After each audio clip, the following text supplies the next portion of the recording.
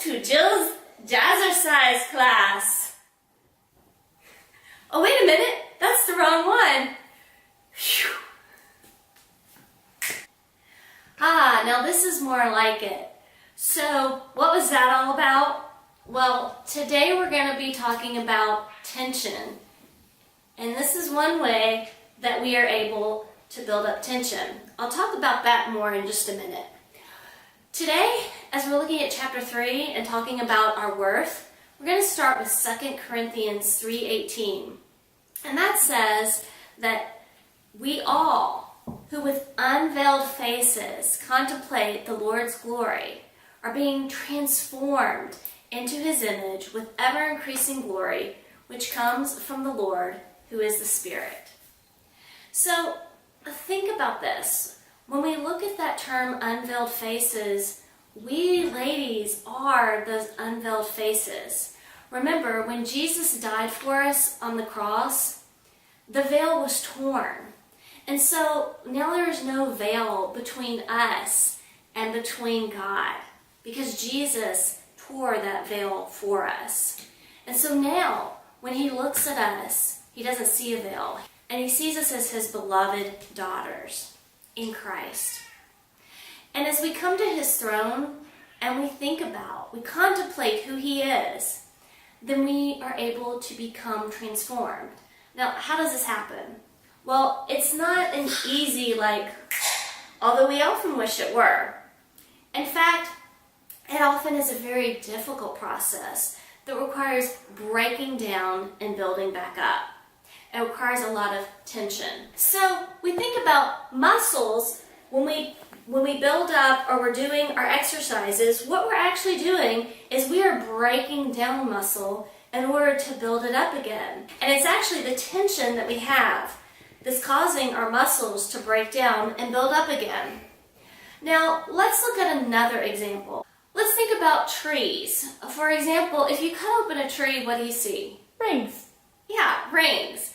So when you think about the rings that are larger are those when there was more water and there was more growth. And the rings that are smaller is when there was less water, and so there's less growth.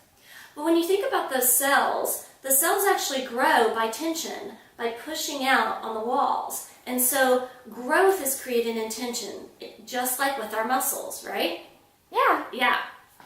Now, one last example, and to me it's the most intriguing, is thinking about the metamorphosis of a butterfly.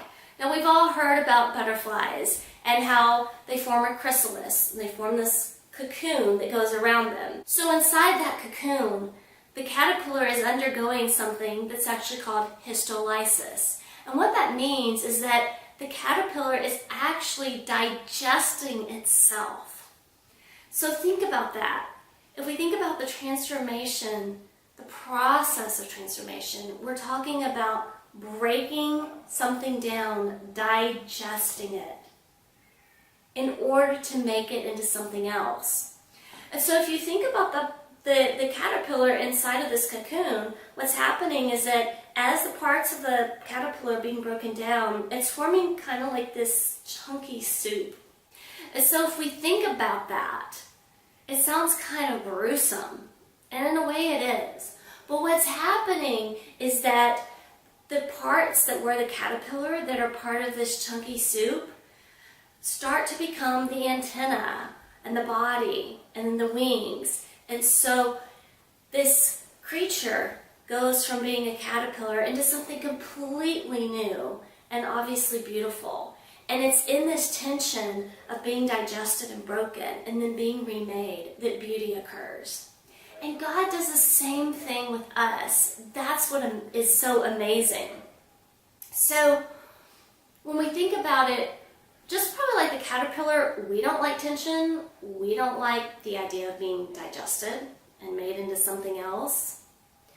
But it's by going through the painful experiences that we can find true transformation. Have you ever seen the movie Princess Bride? Yeah, it's my favorite movie. Me too. That's my husband. Princess Buttercup and the Dread Pirate Roberts had to go through the swamp. They had to face the fiery pit, the rats of unusually large size, and all of the other things that they had to face in the swamp. You see, we have a swamp that we have to actually go through. We can't go around it, and we can't jump over it, which is what we often try to do. Because when we try to do that, we end up not being able to grow. So let's think about it. Just like in Princess Bride, we have our own swamps that we have to go through. Now, if we think about the swamp here, we often like to maybe stick our toe in and then jump over it, or try to somehow go around it.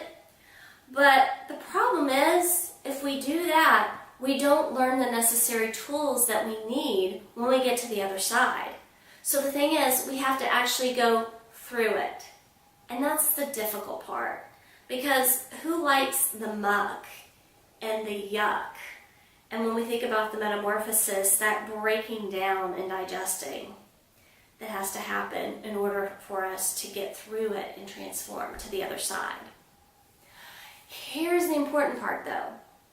While we're sitting in that muck and we're going through it, that's when we have the opportunity to sit in that tension, that part that's uncomfortable that we don't like, between where we are and where we want to be, and we start looking around.